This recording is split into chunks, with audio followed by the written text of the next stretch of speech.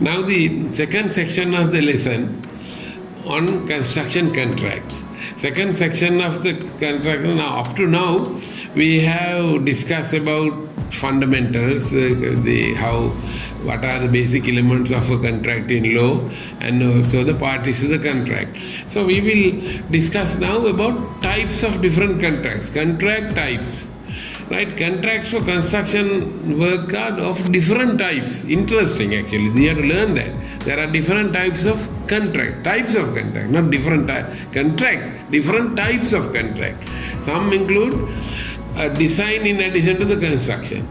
You know, now I told you earlier in the earlier lesson that there can be a house construction where one man will be getting some engineer to draw the drawings and get the work. But sometimes a contract himself can design and build the house. So that is a different type of contract.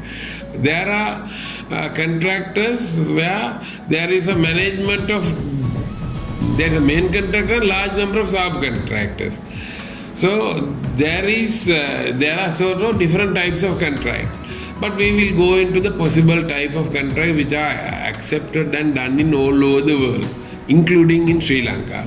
Now I have decided, right, we will think of these 9 different types of possible contracts. 9 different types of possible contracts. There are 9 different types. One is different from other. Sometimes the difference is very marginal. You might get mixed up. Some are very clear. There is no mixing up, but it will be worthwhile for the diploma student, engineering diploma student doing civil engineering to learn about different types of contracts. At least have a good understanding when you come across the contract, you will know what it is. First one is fixed price contracts. The fixed price or lump sum gives the meaning that the contract sum is fixed. This is not so. Fixed price without quantities and with quantities. There are 2 different terms. These are the most fundamental construction contracts in Sri Lanka also. They are actually fixed price contracts with quantities. With quantities. You are familiar with BOQ, or even later on you will be learning about BOQ, what is bill of quantities. In a contract document itself there is a bill of quantities. There are bill of quantities. So fixed price with quantities type of contract is fixed price contract. So there are 2 different types of fixed price contracts. These are the most common familiar contracts in the country. Fixed price without quantities. You can say, okay, I will build this house for 10 million rupees and I don't give you quantities. This is your plan, this is your details, and I will build this house for the fixed price of 10 million. Or somebody else can submit a BOQ and there are sort of quantities of that, and they say this much square meters of roof, this much square cubic meters of concreting. Likewise, you can tell the quantities. That is also again fixed price, because with the contract itself the prices are fixed. Fixed price with quantities. Then first one is the fixed price without quantities. This form the contractor agrees to complete the work based on the specification training for a lump sum, fixed sum. No increases will be paid. Usually no quantities are given. Schedule of rates will be available. Schedule of rates is another word. I think you learn it in another topic, where rate for every item is calculated, like we'll say 1 cubic meter of concrete, what is the cost rate. So schedule of rates can be added into this type of contract. In case any additional work has to be done, you have to add to the original fixed sum. That is a fixed sum contract, which is fairly rare, but sometimes in the private companies they do it like that as well. Fixed price with quantity is the most common. In this form, the contractor agrees to complete the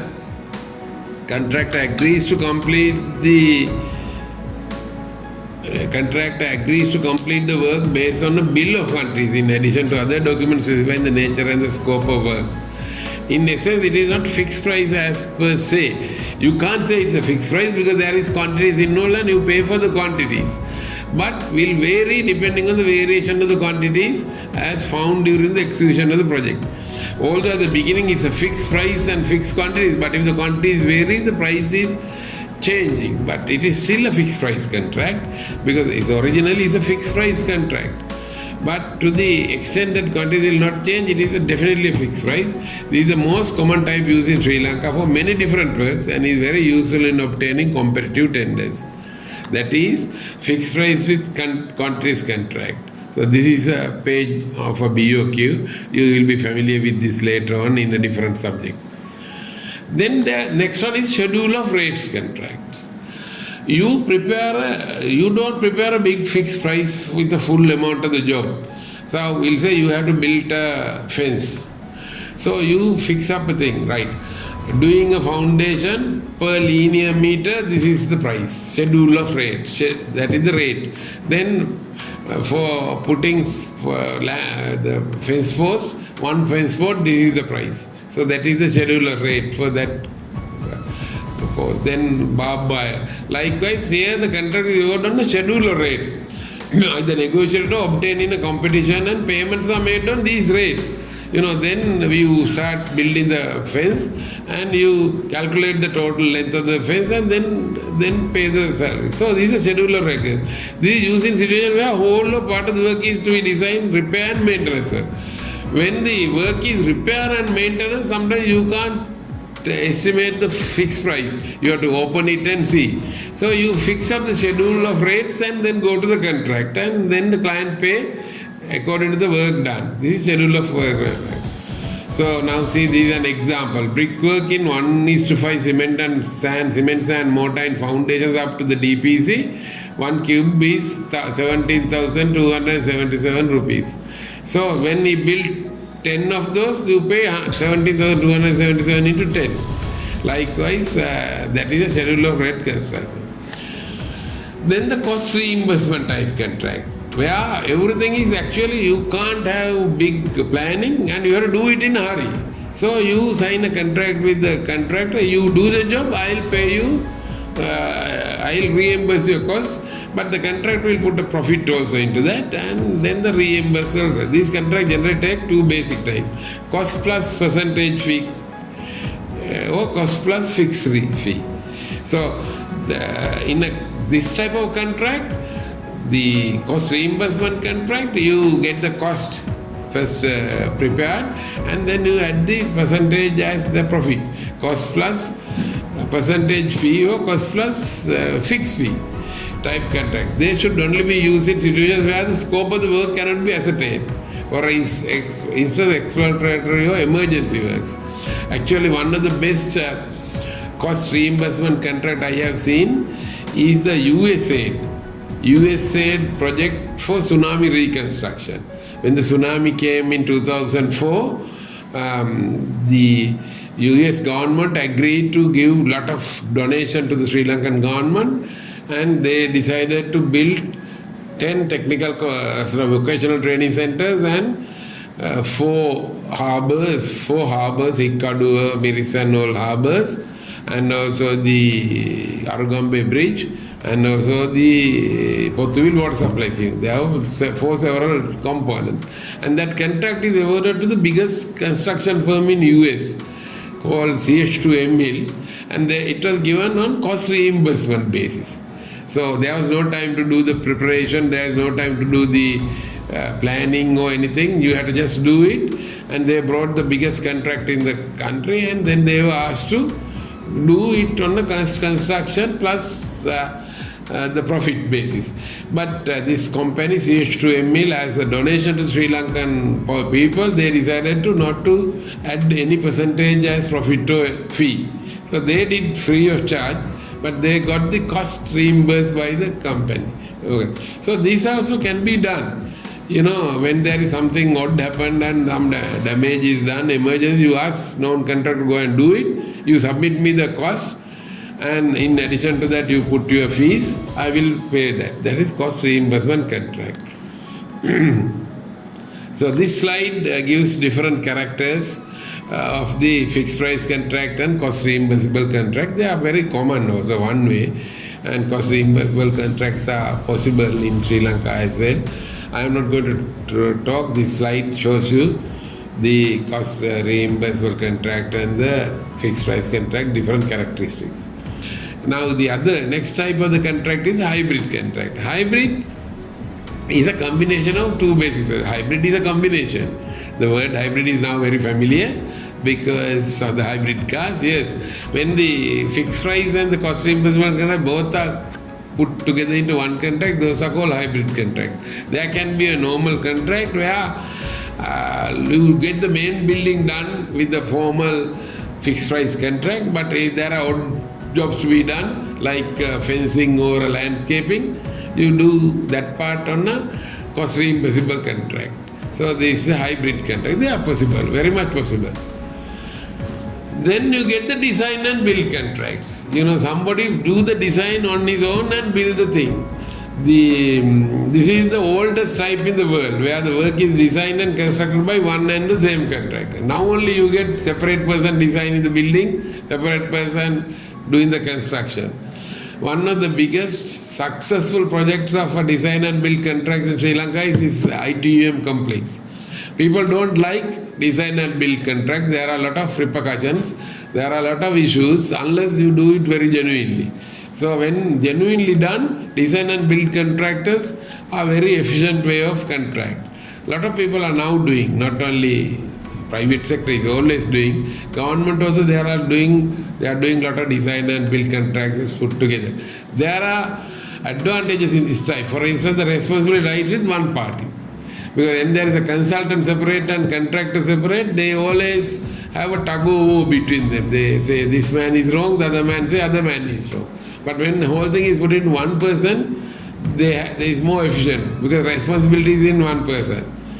And also the total cost can be easily sort of understood by the client, and communication delays is avoided. Contractor will say that I did not receive this document. But if he is the person who is designing, he has no excuse. So design and build contractors I have seen are very relatively efficient.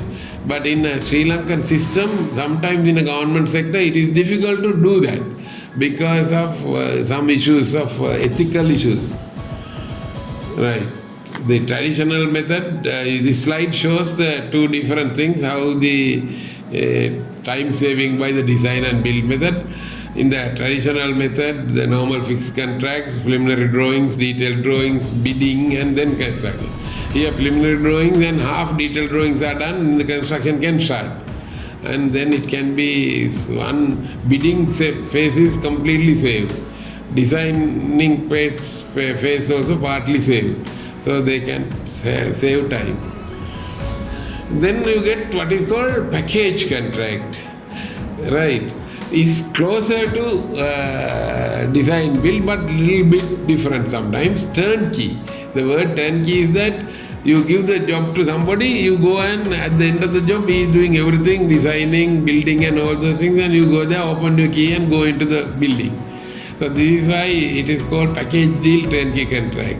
The contractor provides the design and construction under one contract. In addition, he does all the other work where only the client has to go and open the door and start using it. The client has literally to turn the key, get into the building and commence his work. Such contractors are common in industrial buildings. In industrial buildings, even everything, water supply, lighting, everything has to be done by the contractor. It's a one full package, and in that package, he does the whole thing. That is called package deal turnkey contracts. Then there are sort of management contracts. They only do the management. There is a contractor who will manage the whole project with a consultant separately. There is a different contractors, suppliers. All those things are managed by management contracts. Actually, that CH2ME laws acted as in Sri Lanka for tsunami reconstruction as the big management contract, and they gave work to the MAGA like local contractors to carry on the project, but they became the overall management contractors. So they are sometimes rare in a big project, you can have management contracts separately. This slide gives you some explanation about management contracts. Then you get the build, operate and transfer contract, BOT contract. there would have been examples in Sri Lanka if we have built the highways by a private party, then build and then run, earn money, and at the end of 20 years or so, give it back to the government. There are less examples of government built, operate and transfer contract. But if somebody has a land, I can see like now these big supermarket buildings built in different places. The landowner gives a contractor to the supermarket company so that they will build their building, they will operate it for 25 years and give it back to the client, so that if the client wants to continue with the supermarket, they have to pay rent after that. So build, operate, build on your own cost, operate for some time and later transfer contract. They are done in Sri Lanka also in a bigger scale. They have done it for a harbour jetty in Colombo, and they did with a private company. They built, they operated for some time, and after some time when they collected their money, they handed it over to the government and went. They are also possible. Then there are sort of build, a private company agrees with the government to invest in the public infrastructure, operate by the same person, and after consideration period, the company transfers ownership and operation of the faculty. In fact, about 2 years ago, Sri Lankan government tried to do this for buildings as well, like I2M compound could have been built by a private company and run it and earn money from it by in government, from government itself as a rental, and at the end of the year, so many years, hand it over back to the government. That is build, operate. Then the last one is build, operate and transfer, boot can own, build, own. Now there are countries where they give road work to somebody and the ownership also is given, and at the end, after operating some time, transfer it back to the government. Build, own, operate and transfer. Build, operate and transfer has no ownership, but this one has an ownership also. So this is the last type of contract. So I have given you 9 different types of contracts, and I will stop this section of the lesson at this point so that we can go to the next section with conditions of contracts and other aspects.